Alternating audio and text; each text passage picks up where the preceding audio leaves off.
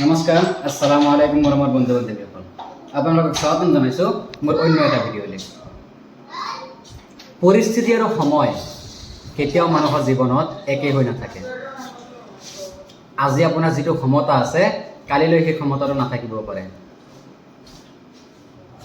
আজি আপুনি যোনটো স্থানত আছে, সেই স্থানটো কালি আপোনাৰ নাথাকিব পাৰে। আজি যদি আপুনি যোগালী কাম কৰি আছে, অহাকালি হয়তো আপুনি কোনো এটা ভাল পদত যাব পাৰিব, আৰু যদি আপুনি আজি কোনো উচ্চ পদত আছে, অহাকালি আপুনি নিম্ন স্থানতো যাব পাৰে। সেয়া সৃষ্টিকৰ্তাৰ হাতত। সেই বিধাতাজনে কাৰ কপালত কি লিখি ৰাখিছে কোনেও নাজানে। গতিকে মোৰ মৰমৰ বন্ধু বান্ধৱীসকল, যেতিয়া আমি মানুহৰ লগত কথা পাতোঁ বা যিকোনো কাম কৰোঁ, আমি এটা কথা চিন্তা কৰিব লাগিব যে ক্ষমতা সদায় মানুহৰ একে নাথাকে। সেই বিধাতাজনে আপোনাক পাতালৰ পৰা আকাশলৈ উঠাব পাৰিব, আকৌ সেই বিধাতাজনে আপোনাক আকাশৰ পৰা পাতালত নমাব পাৰিব।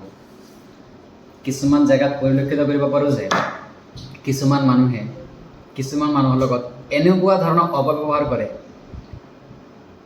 যি অপব্যৱহাৰ হয়তো সহ্য কৰাৰ দৰে নহয়। নিজৰ ক্ষমতাৰ এনেদৰে অপব্যৱহাৰ কৰে যিবোৰ হয়তো সহ্য কৰা ধৰণৰ নহয়। কিন্তু কিছুমান মানুহ, যিবোৰ নিম্ন শ্ৰেণীৰ মানুহ, সাধাৰণ মানুহ, তেওঁলোকে সহ্য কৰিবলগীয়া হয়। তেওঁলোকৰ তাত উত্তৰ থাকিও তেওঁলোকে উত্তৰ দিব নোৱাৰে, কাৰণ তেওঁলোকৰ মুখ বন্ধ। আৰু সমাজত এনেকুৱা কিছুমান লোক আছে যিবোৰ মানুহৰ মুখ আমি টকাৰে বন্ধ কৰি থ'ব পাৰোঁ। গতিকে মোৰ মৰমৰ বন্ধু বান্ধৱীসকল, আমি মানুহৰ লগত ব্যৱহাৰ কৰাৰ সময়ত এইটো আমি সতৰ্কতা বজাই ৰাখিব লাগিব, যাতে আমাৰ কোনো কথাৰ দ্বাৰা কোনো ব্যক্তিয়ে মনত আঘাত নাপায়। আমি ইছলাম ধৰ্মাৱলম্বী লোক, আমাৰ হাদিছত আছে, যদি আপোনাৰ খং উঠিছে,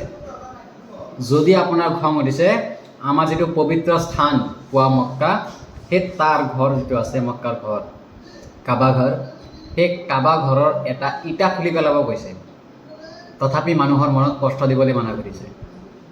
ইয়াৰ পৰা আমি অনুমান কৰিব পাৰোঁ যে মানুহৰ মনত কষ্ট দিয়াটো কিমান ডাঙৰ পাপ। কোনোবা এজনে লিখিছিল, এজন মানুহক আপুনি যদি হত্যা কৰিব বিচাৰে, তেওঁৰ মনটো ভাঙি দিয়ক। হয়তো তেওঁ সঁচাকৈ লিখিছিল। তেতিয়া মানুহৰ মন ভাঙি যায়, তেওঁ এজন জিন্দা লাছৰ দৰে হৈ যায়। আপুনি আজি যোনটো স্থানত আছে, সেইটো স্থান খালি আপোনাৰ নাথাকে। আজি আছোঁ, কালিৰ আশা নাই। মই আজি ইয়াত বহি আপোনালোকৰ লগত কথা পাতি আছোঁ, অহাকালি হয়তো মই মাটিৰ তলত থাকিবলগীয়া হ'ব পাৰে। সেই আজি যদি মই আপোনালোকক এটা বেয়া কথা কৈ থৈ যাওঁ, তেনেহ'লে আপোনালোকে মোৰ সেই সকলো ভাল কাম যি আছে মোৰ জীৱনত, সকলোবোৰ পাহৰি মোৰ এটা বেয়া কথা আপোনালোকে সমালোচনা কৰিব। এয়াই বাস্তৱ। এটা বগা কাপোৰত যদি এটা দাগ লাগে, সেই গোটেই বগা কাপোৰটোত মানুহে সেই দাগটোৱে চায়। কাৰণটো কি জানেনে? কাৰণ সেইটো জিলিকি থাকে। ঠিক সেইদৰে আমাৰ জীৱনত আমি যিমানে পুণ্যৰ কাম নকৰোঁ কিয়, যিমানে ভাল কাম নকৰোঁ কিয়, যিমানে সুব্যৱহাৰ নকৰোঁ কিয়, সমাজৰ বাবে যিমানে ভাল নকৰোঁ কিয়, সেইবোৰ মানুহে মনত নাৰাখে, কেৱল আপোনাৰ এটা সৰু ভুলৰ বাবে। গতিকে মোৰ মৰমৰ বন্ধু বান্ধৱীসকল, সমাজত চলিবলৈ হ'লে সাৱধানতা অৱলম্বন কৰিবই লাগিব।